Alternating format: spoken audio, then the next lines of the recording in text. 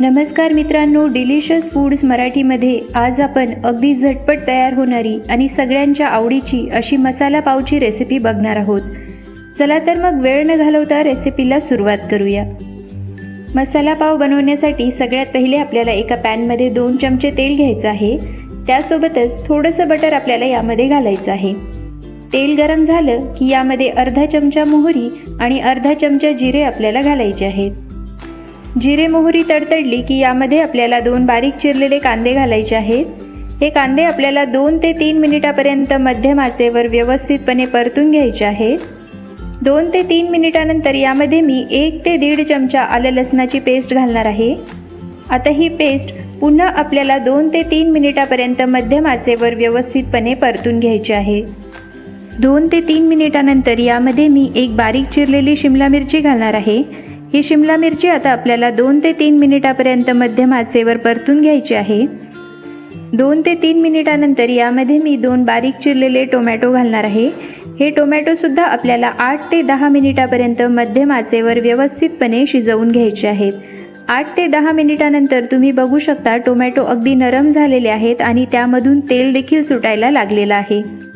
आता यामध्ये आपण काही मसाले घालणार आहोत. मसाल्यांमध्ये सगळ्यात पहिले अर्धा चमचा गरम मसाला, अर्धा चमचा जिरा पावडर, अर्धा चमचा लाल तिखट, अर्धा चमचा हळद, अर्धा चमचा धने पावडर, 1 चमचा मीठ आणि अर्धा चमचा आमचूर पावडर आपल्याला घालायचे आहे. आता हे सर्व मसाले आपल्याला व्यवस्थितपणे मिक्स करून घ्यायचे आहेत. त्यामध्ये आपण 2 ते 3 चमचे पाणी घालणार आहोत. पाणी घातल्यामुळे तिखट जळत नाही आणि तिखटाचा रंग देखील खुलून येतो. मसाले व्यवस्थितपणे मिक्स झालेले आहेत. आता यामध्ये मी 2 उकडलेले बटाटे मॅश करून घेतलेले आहेत, ते पॅनमध्ये घालणार आहे.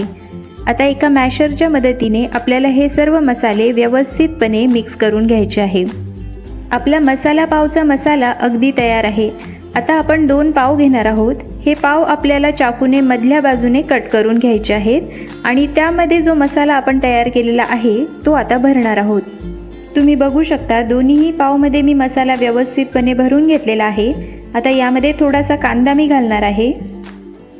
आपले मसाला पावचे पाव अगदी रेडी आहेत. आता एका तव्यावर आपल्याला थोडंसं बटर टाकून घ्यायचं आहे.